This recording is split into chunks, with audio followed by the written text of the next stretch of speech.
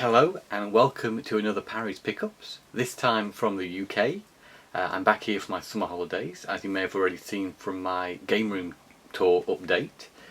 And yeah, I've got a few games to share with you. Again, as usual, I live in Denmark, I tend to use eBay quite a lot and purchase quite a few things on eBay. But actually this little pile here, this isn't just eBay purchases, it's things I've also found in the UK. Not just on this trip back, I was back for a weekend about a month ago where I went to Download Festival and saw Black Sabbath, and that was, a dream come true, really amazing. But yeah, I picked a couple of things then as well, but let's just go into this. Double Clutch. This is a Mega Drive game, and reasonably interesting, funny story about how I came to pick this one up is because I was looking through my old copies of Sonic the Comic. This was a real big thing for me growing up. I collected this comic every fortnight. Sonic the Comic. I love Sonic. This was really great. And occasionally they'd have reviews of Mega Drive games. And I found an earlier issue and I saw a review of this game here, Double Clutch. And to me it looked very much like Micro Machines. Ooh. Micro Machines, one of my all-time favourite games, and yeah, whenever I see a game that looks anything like Micro Machines, I'm on it. And yeah, this one also got a reasonably good review out of Sonic the Comic, so I was quite excited actually about this, but unfortunately rather disappointed when I came to play it. It's okay, it's pretty bare bones, it has a soundtrack that feels really off. I don't know, it's a very bright, breezy soundtrack. It would maybe something you'd find in a mascot-based platform game.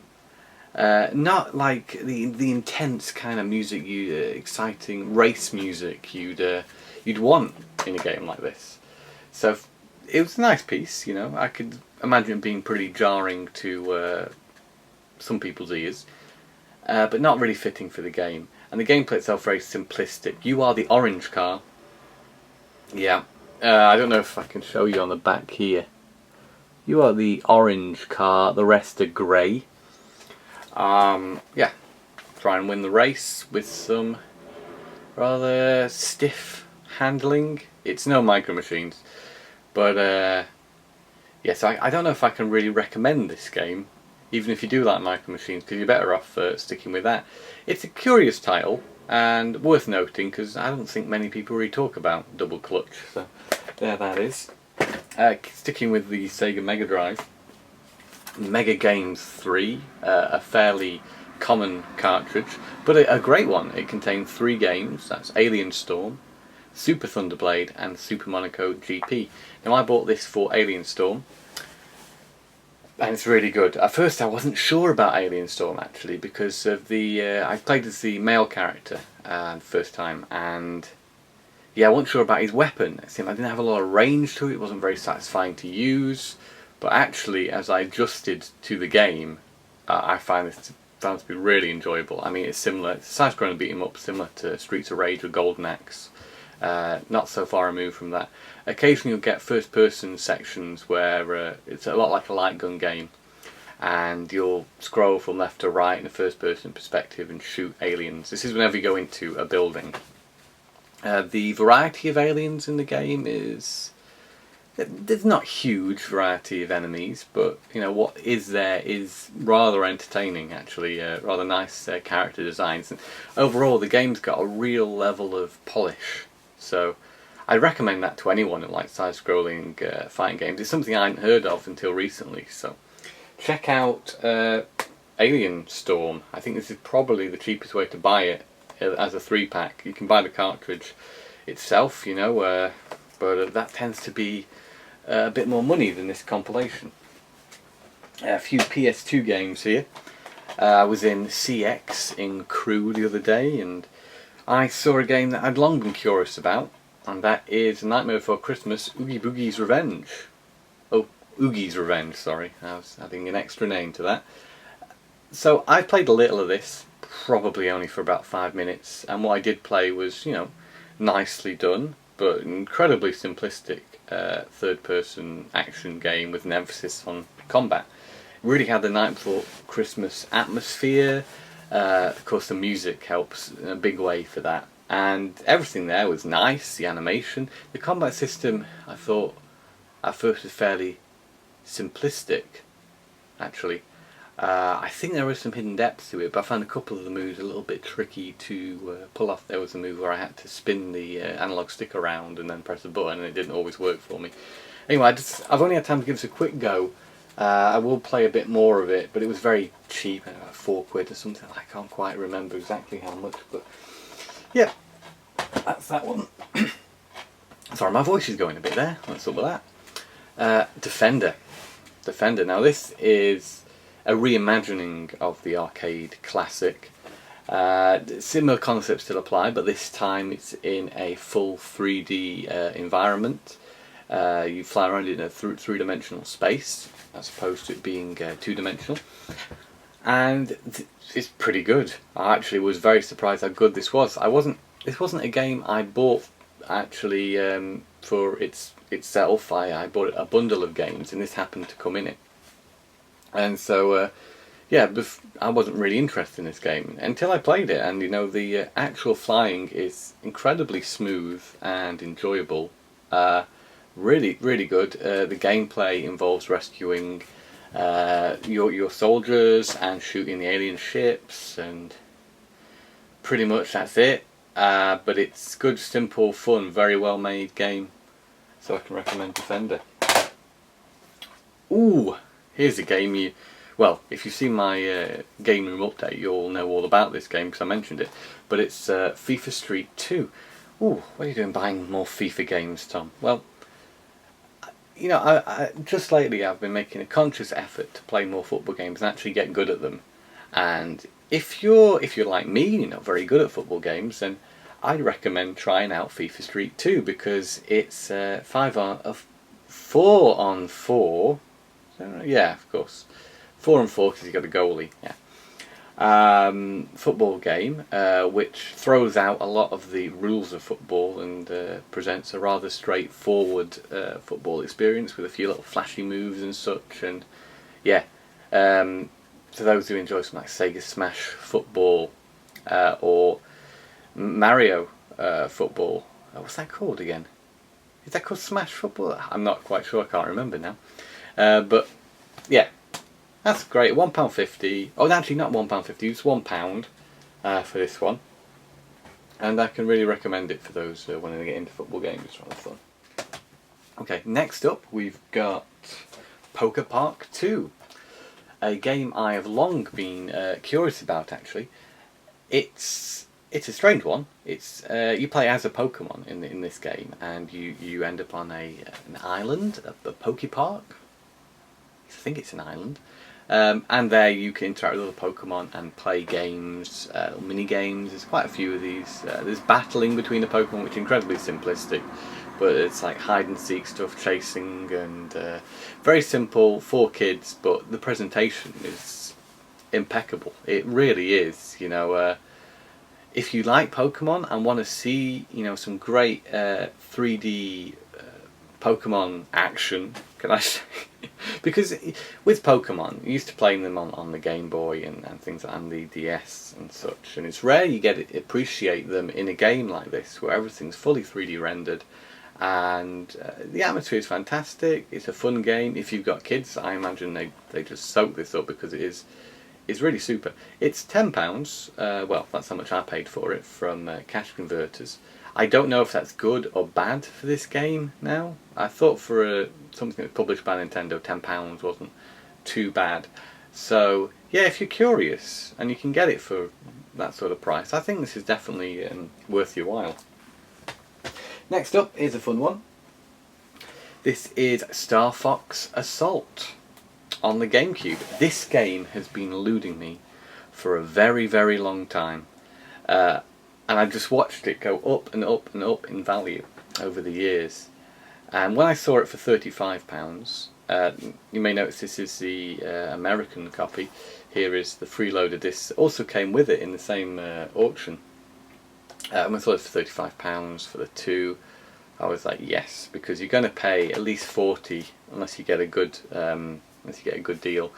least 40 for the PAL version, upwards now. So I was like, now I just want to get this game. I'm absolutely fed up with bidding on auctions and losing, or forgetting, you know, that I'd placed a bid and not being able to, you know, win it. So yeah, and what do I think of it actually? Because that's amazing. Was it worth me, you know, spending £35 on this one? I think it's good. I think it's fairly underwhelming if you compare it to Star Fox 64 or even Star Fox Zero actually. There's just something lacking in its presentation. I mean, it's got really quite good graphics, and the design in this game is especially interesting because it is takes place after Star Fox 64, so you can see an evolution in the technology that they're using. The R-wings look different, the characters look slightly different. It's nice to see a different take on Star Fox. The gameplay itself remains pretty faithful to the Star Fox 64, for instance. It's very straightforward. There's not a lot to shout about. I haven't experienced any of the on-foot sections yet. I just played through the first, maybe the first mission and a bit. I can't remember exactly. But yeah, is it worth £35? It's Star Fox, isn't it? You know, and Star Fox games don't come along very often. And if you really like the franchise and the characters and of course the gameplay, which is the most important part, then yeah, why not? 35 is pretty good, I think. And now I have this freeloader thing. So if there's anything else that's worth importing for the GameCube, do let me know, because I'm trying to think if there is. I know there's a Japanese Nintendo puzzle compilation, which seems quite interesting. Excuse me while I just drink a cup of tea. But yeah, I don't know if there doesn't seem to be a lot to write home about. Especially, I think some of the more interesting Japanese games involve being able to read, you know, maybe RPGs. And then you've got yeah, there's some more expensive American ones as well, which, yeah. Anyway, moving along, I picked up another Dragon Ball Z game. This is Dragon Ball Z Ultimate Tenkaichi. Now, I did a little bit of research after getting back into Dragon Ball recently, having watched, what's it called? Resurrection F, the newest Dragon Ball Z movie. Which, to my surprise, because I wasn't quite sure how well Dragon Ball would hold up nowadays, and if they were still creating real quality product with it. Resurrection F is a very, very entertaining film if you are an old school fan of Dragon Ball Z like myself. It's written by Akira Toriyama, the creator of the series, so and he's done a great job of recapturing that Dragon Ball Z magic. So I recommend seeing that film. And it was enough to get me excited about Dragon Ball Z again, and I'd recently bought Dragon Ball Z Kai, the Cell Saga, so I've been watching through that again, because I always remember the Cell one being particularly good. And then I thought, well, I need to play some Dragon Ball Z games now. So that's why I picked up Ultimate Tenkaichi, which I'd heard was one of the better Dragon Ball Z games released in recent years. And excuse the traffic, the bin van has just appeared outside the house here. Anyway, I'll try and do my best to talk over the noise. But yeah, this is really fun and actually a little bit confusing at the beginning, because it doesn't. If you jump straight into the story mode, it doesn't actually tell you how to play the game. And this game is quite unlike any other Dragon Ball Z fighting game. It managed to capture the feeling of Dragon Ball Z fight, like you've seen the series, really well. It does this through what seems at first sight to be a rather simplistic battling system, but actually it works. You know, you've got a couple of attack buttons. Basically try and build up combos in order to get yourself in a position where you can use some of your more powerful special attacks. There's different. The game switches between. It's a little bit like Pokken Tournament, the Pokemon fighting game for the Wii U, because if you do certain moves, it switches the perspective the battle is played at. So you go from like a range mode where you can fire projectiles to a more of a close combat mode, depending what moves you do. So as I played it more, I did actually find some depth into the gameplay. It is not a traditional fighting game in any sense, but a very good Dragon Ball Z experience. I got this fairly cheap. I can't remember exactly how much it was now, but got that off eBay, and it was very reasonably priced. Last up in this episode, we have Transformers Devastation, which I played for the first time last night, and I couldn't stop playing it. I was hooked. If you've played any of Platinum Games' previous games like Bayonetta, you'll know that they're very good at doing third-person combat. And this plays similar in a way, because if you manage to dodge your opponent's attacks at the right time, then you'll be able to have a window to attack in, where you know they're vulnerable to your attacks. That's one of the game mechanics. Of course, you transform, so you can turn from robot into vehicle, holding down the right bumper in the case of the 360 version here. And you can unleash special attacks while you're in vehicle mode as well.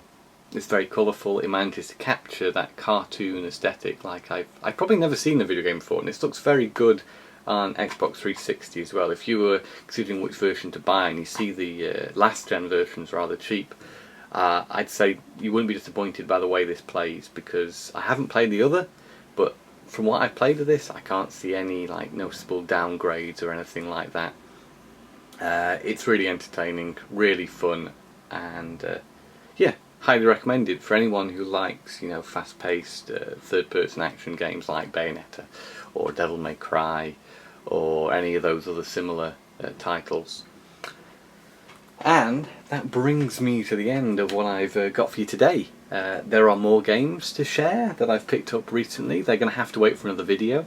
But I do hope you've enjoyed this latest instalment of Parry's Pickups. I know it's been a little bit of a while since we last had one, but of course I've been travelling and doing all sorts of things, so you know, I do apologise for that, but we'll get back on track. And yeah, for now, thanks a lot, happy gaming, and see you again soon. Bye bye.